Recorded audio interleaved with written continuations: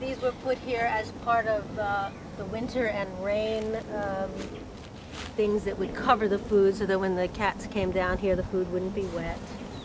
This is not my property, and I'm not proud to say it is, because for all the years that I took care of this colony, and the Parks Department had asked me, you know, for a good 20 or so years, to not put man-made shelters here because it would look like as if it was a place of garbage. We knew that the animals know exactly how to take care of themselves in the wild, and we can't, you know, purport to be smarter than they are to, you know, make them live indoors. Certain cats go into these shelters, certain cats refuse to go into the shelters. The person who took my cat from me, Julia, bought them and put them here.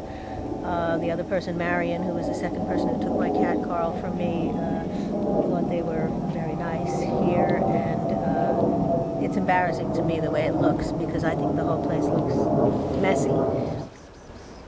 Tuxton over here was born out here, and she's, I think, about almost 9 years old.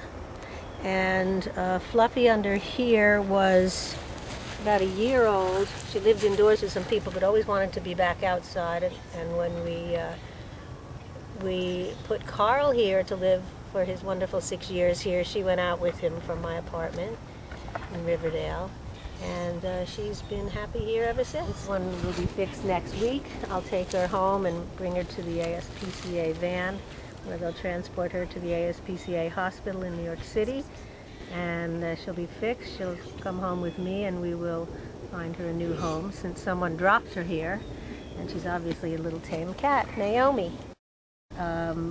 If someone took them to a shelter, either if they were able to be picked up and brought to the shelter, and if they are, unlike Naomi, who is tame, feral or semi-feral and pretty wild and had to be trapped, if nobody, and this would happen in any colony, if nobody was there to say that's my cat or I will take it to my colony, at the shelter they would be put down. So that's why we need these places for the feral cats.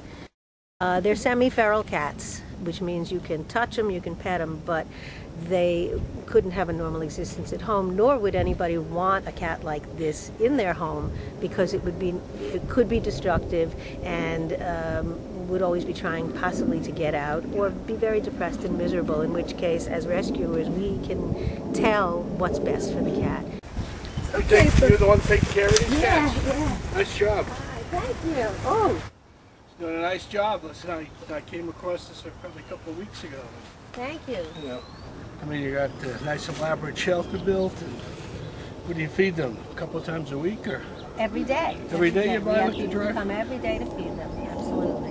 And we just came to take some video and take a look at little Naomi there, who we're going to take home and have fixed. Find a home for. Someone dropped her here. How many cats are there here? Right now, unfortunately, there's only I think 5, but there would be 6 if Carl were here. That's all I've seen is like 4 or 5. Yep. And they're all happy and healthy and doing great.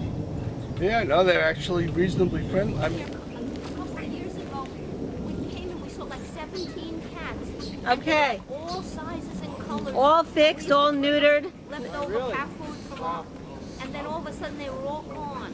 Well, they just, over the course of time, the older ones just died of natural causes. An occasional one was taken to a vet because they might have had a tumor or something, which they had to be put down because of. But for the most part, they live out their lives here. They usually live to be at least 16 or 17, 18, and some of them 20 and 21. wow. And they're very healthy outdoors. They don't share germs the way house cats do, and that's why people at home are always taking their cats to the vet, because they're sharing the germs and they don't have the fresh air all the time. And the cats out here have great antibodies, and they fight off all kinds of wounds if there's a fight, which there very rarely is. And thank you very much, because we love what we do. Taking care of them. Thanks for a lot of people. That's great. There are hundreds of people just like me all over the 5 boroughs of New York City, and all over the country and all over the world, who do exactly what I do. And it's something that we all relish.